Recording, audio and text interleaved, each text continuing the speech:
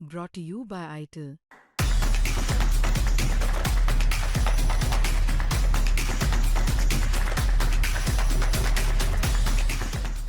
एक नई स्कीम इस बार के बजट में हम लोगों ने दी है, पैसे की व्यवस्था की है।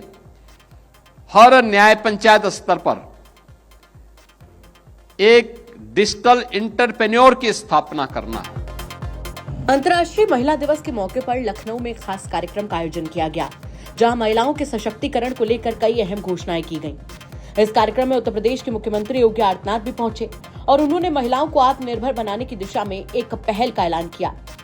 कार्यक्रम का आयोजन राजधानी लखनऊ में अंतर्राष्ट्रीय महिला दिवस के अवसर पर किया गया था, जहां बड़ी संख्या में महिलाओं ने हिस्सा लिया। इस दौरान मुख्यमंत्री योगी आदित्यनाथ ने कहा कि राज्य सरकार महिलाओं को सशक्त और आत्मनिर्भर बनाने के लिए लगातार काम कर रही है। इसी कड़ी में इस बार के बजट में एक नई योजना शुरू की गई है, जिसके तहत हर न्याय पंचायत स्तर पर एक डिजिटल एंटरप्रेन्योर की स्थापना की जाएगी।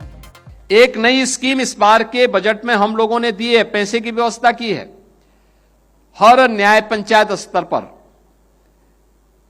एक डिजिटल एंटरप्रेन्योर की स्थापना करना है, उसकी स्थापना करना।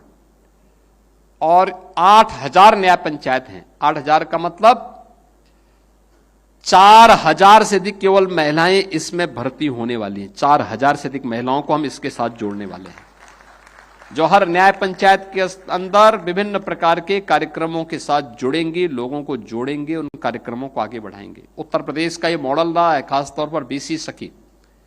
हर ग्राम पंचायत में बैंक का लेन देन का काम आज बीसी सखी कर रही है। वो एक मॉडल है।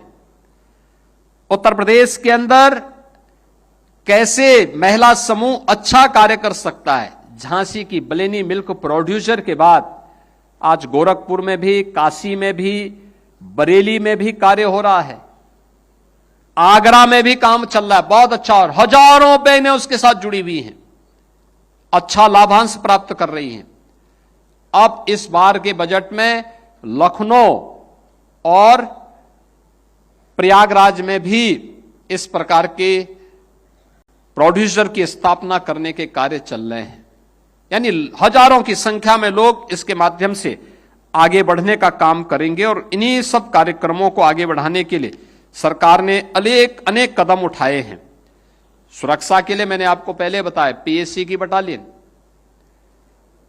पिछली सरकारें पीएससी को समाप्त कर रही थी, क्योंकि उत्तर प्रदेश पीएससी बल ये दंगाइयों का काल है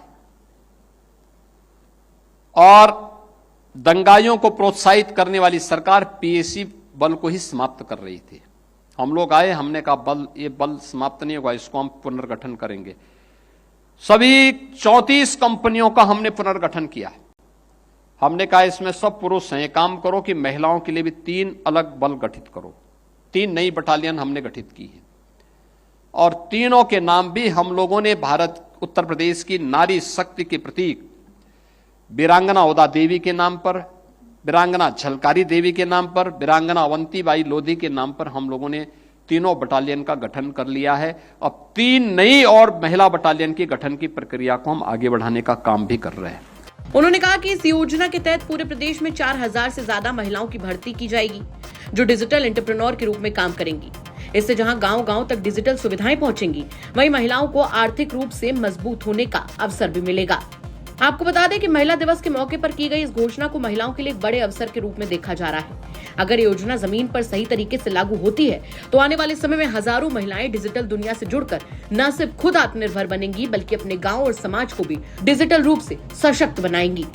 क्या कहेंगे आप इस खबर पर? कमेंट करके जरूर बताएं। ब्यूरो रिपोर्ट, यूपी तक।